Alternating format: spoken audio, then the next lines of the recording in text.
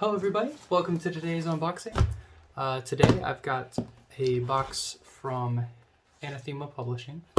I got two books, I believe, one of which I know. I should also be discussing some stuff from some other Anathema books that I've been through. Perhaps something else, I'm not sure yet, because we're going to take this video and see what happens. So, I think this is pretty standard for how Anathema ships. I don't remember, maybe you guys do, because you're watching my videos. Packaging doesn't matter to me as long as it gets to me safe. Doesn't have to be pretty, just don't damage my books. So, yeah, the last 9 days I went on an electronics purge, so I'm feeling well rested. It's my first day back fully with electronics, phones, and everything, so figured since I'm back, I'll give you guys a video. So,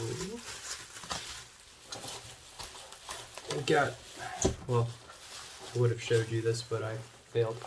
It's just bubble wrap, and maybe I'll show you guys this in this video. I think I'll make another video for people who are not interested in my daily life, who just want books, and I'll explain what I did over the last week. So, I have The Devil's Supper by Shani. I don't know how to pronounce that. Oates, perhaps. And then we have this Kurukula, Goddess of Bewitchments. Can you see that? It's in plastic, so I have to unwrap it. I'm actually going to read this one soon. I have one sitting over here. I don't think I actually opened for you guys. It's another Shiny Oats. I never actually opened it up. I'm not sure if I reviewed all the Anathema books. But they're, I'll check this one just because I want to see if it's the same quality as the Odin the Hanged God book that I got that was paperback. It was really good quality. I appreciated it. Well, I don't like doing this, but don't be bad. All right.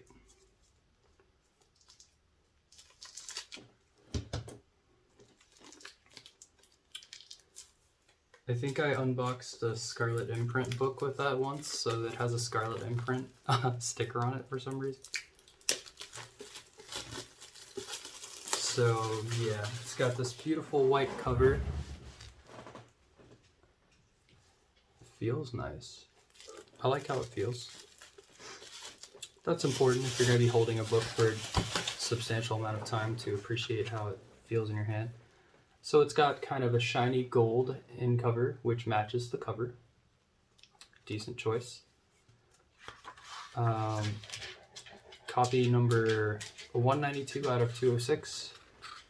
I don't know if that means that they're not selling this edition anymore or what. Probably not. Anathema's been selling out recently. Or selling out of their copies of books recently. So we have... Here we go. We got the title page.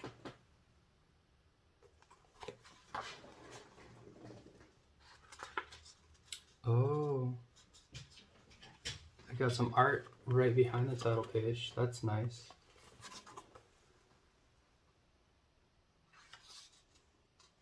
Then the table of contents. It's got at least 192 pages, so probably somewhere around 200. Sorry, that was really quick, but it's kind of the way I'm used to going through these things. So it seems like, nope, it just goes to 192. So just under, just shy of 200 pages. We've got historical background, Tantra and magic, symbology and meaning, some praxis, a prayer to Kurukula, some rituals. Okay. A smoldering force, the primordial source from which everything emanates and to which all returns. You turned into earth, and you turned into breath, and in blood you became. And in your breath, and your breath turned into my breath, and your blood into my blood. O great Kurukula, your flame burns inside me. So it seems there's 1, 2, 3, 4, 5, 6-ish illustrations. The introduction seems nice.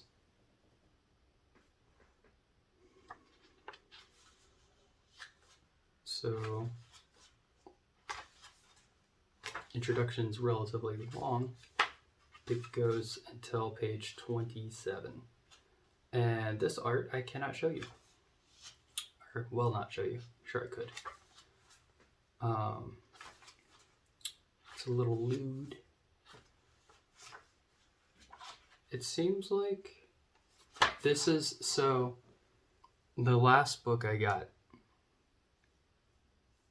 we'll get on that later, but the last book I got, I expected a little more out of it, and it did not give me what I was looking for. I actually made it through a couple of the Tantra books while I was in my electronic free zone. And anyway, this should be interesting. I like the cover at least. The Devil's, and it comes with one of these. It looks like they changed it a little bit. The others were like hardcore laminated, and this is, I'm not sure. It's still smooth, it's just not laminated. So I don't know what's up with that. Maybe they changed their bookmark. Or maybe they ran out of the first run that they did. They also did a limited print of that artwork, which is now sold out, I believe. Because that was like, they put up 50 copies and it just disappeared. Alright. So, okay. It's a bit hefty. So we've got the cover, spine, and the back has a small about section.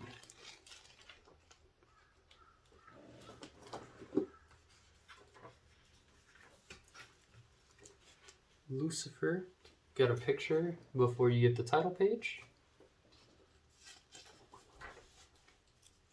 Title page, The Devil's Supper.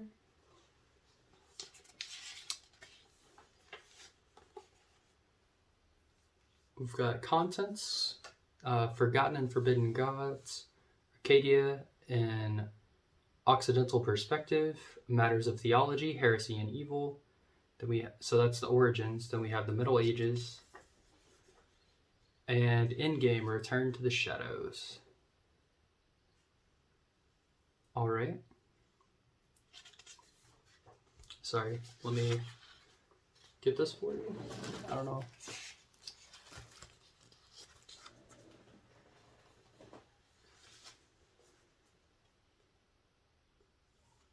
The following pages lay no claim to strict academic rigor, though it is fair to say they do sustain critical integrity regarding judicial analysis of all the topics disclosed.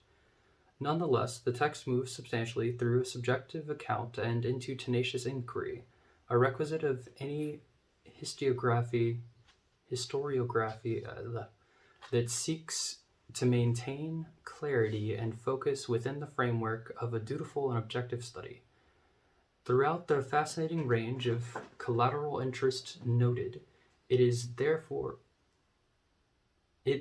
remains an objective purview of manifest machinations inherent within religion, philosophy, and other eclectic occult disciplines.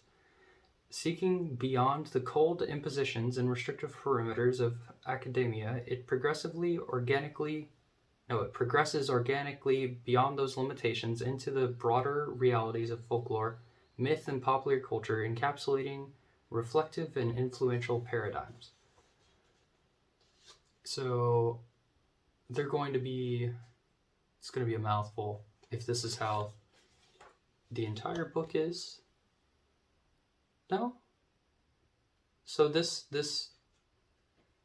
one says, Pazuzu, an early Sumerian wind demon, is another important prototype we should consider in the cumulative task we have come to accept as typical of the devil. So it gets a little lighter. It seems like the introduction is infused with a lot of complex sounding words on purpose.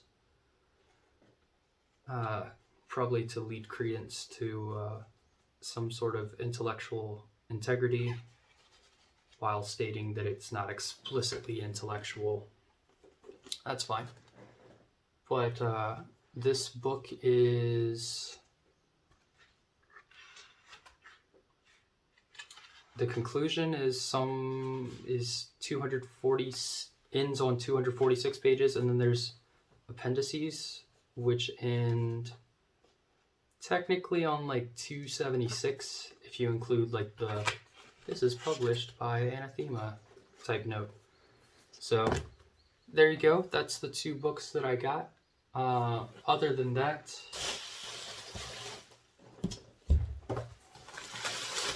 I'll give a brief comparison with a couple other books. I'll probably do the review next time. Where'd I put it?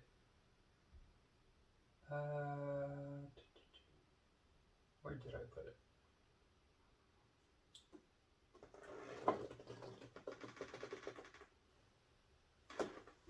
I'm fairly confused by that. Oh, here it is. Sorry about that. Okay, so this is the paperback that I was so proud of.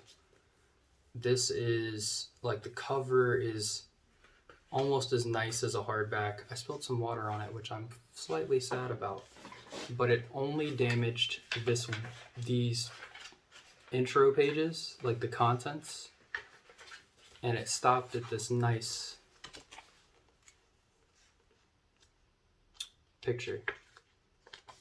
Like this picture, this nice paper here stopped the water damage. Not that it was too bad, but anyway, this book was made very well. This one, by comparison, is more of a normal paperback. Like, it's just a normal cardstock, where this is, it's like a soft edge. I guess they're both about the same thickness. But this book,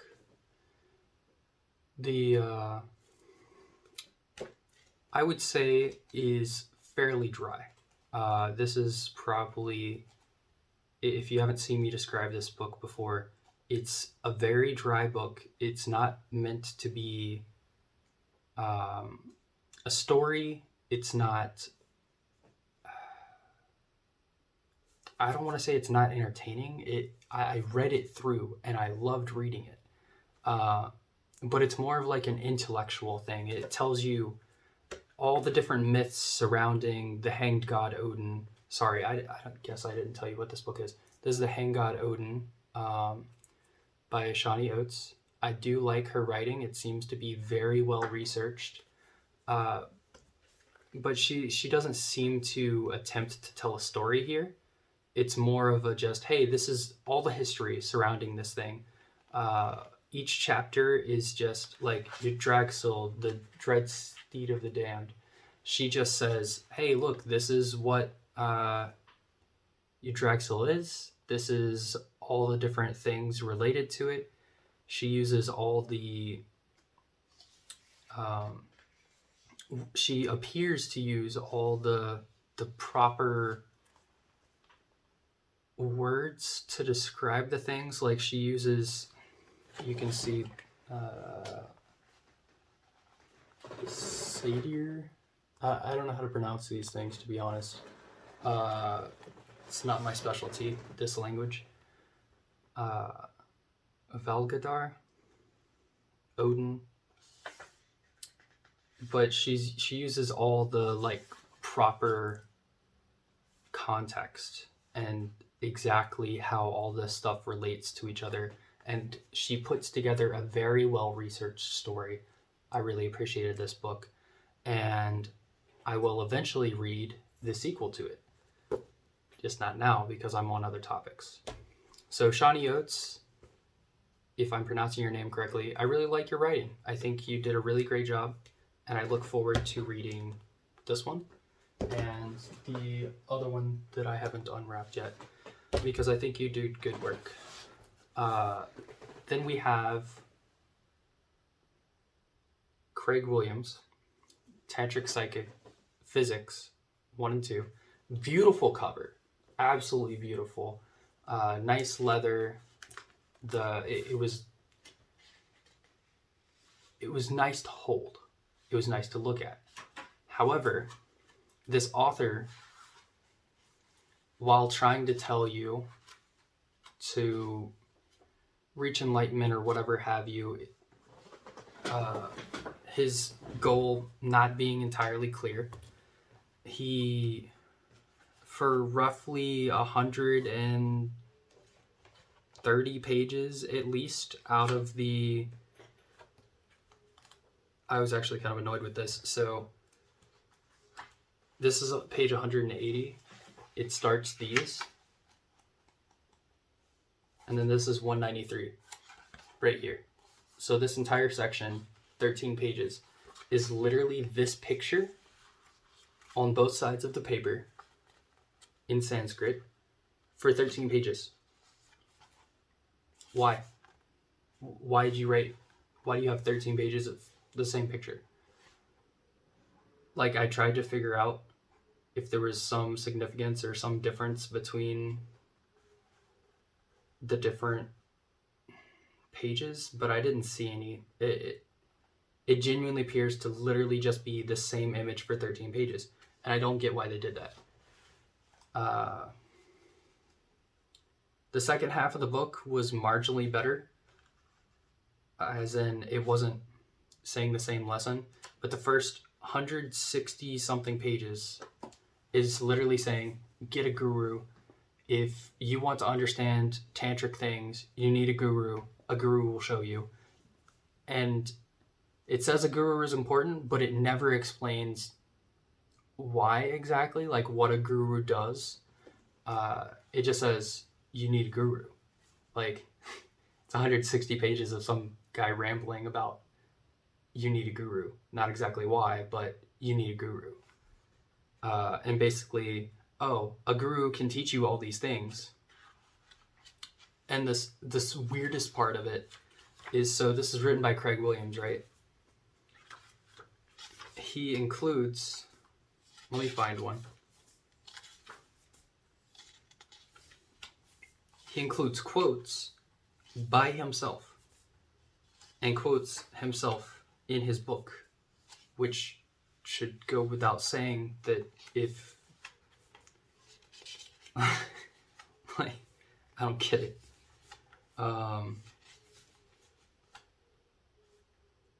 Let me find one. I know it's in here, but I was just the whole book, it didn't really seem to have a coherent message for me, except for get a guru. It had a lot of quotes from I'm probably gonna butcher this, but the Bhagavad Gita, and a couple of other sacred writings. But I did not enjoy reading this.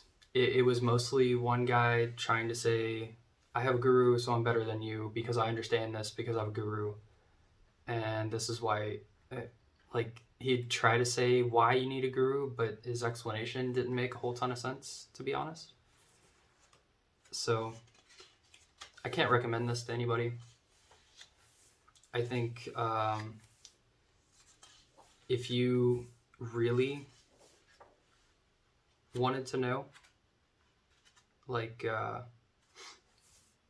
if you really wanted to know something about the tantric things, I'd say read some other book. This is probably not going to actually... This taught me... I think there's one ritual in here. There's maybe a couple rituals in here. Yeah, here. There's... On page 121, it describes ritual. Does it actually? Yeah. So there's a ritual or a mantra. There's a couple, but I don't know. Yeah, here. So and he's talking about his other book, Cave of the Numinous. Anyway, this is written by Craig Williams. Here's a quote by Craig Williams in his own book. For what purpose? Why did you quote yourself in your own book? I don't know. There were a lot of them throughout the book, and it was relatively irritating. It was interesting to see how somebody's mind works and to understand the perspective a little better. But I don't think most people would want to read it. Like, I don't think it has a lesson that most people want or need to learn. This one, however, yeah, read it. Go for it. If you don't mind that this book does not exactly tell a story, if you just want an intellectual read about Odin, this is the book. Like, this taught me a lot. To be honest, some of the terms I don't entirely recall. So I would probably have to, I'm probably going to have to go through the other things that I have, the other texts about Odin, and to understand this a little better. But it was definitely really, really well done. So yeah, other than that, I think I'll close this video off, and I'll probably charge my phone a little bit. I'm going to record some more videos in a bit. If you guys are interested, I should have one about the implements and stuff, like my temple coming up. Kind of like what I use for meditation. And maybe a little incense review in there. And I think I'll do like what happened over the last week, how having no electronics kind of affected me, how the vacation went, if anyone's interested in my personal life. But thanks you for watching. I appreciate all of you. And whatever time it is where you are, I hope you have a wonderful morning, afternoon, evening, or night. Cheers.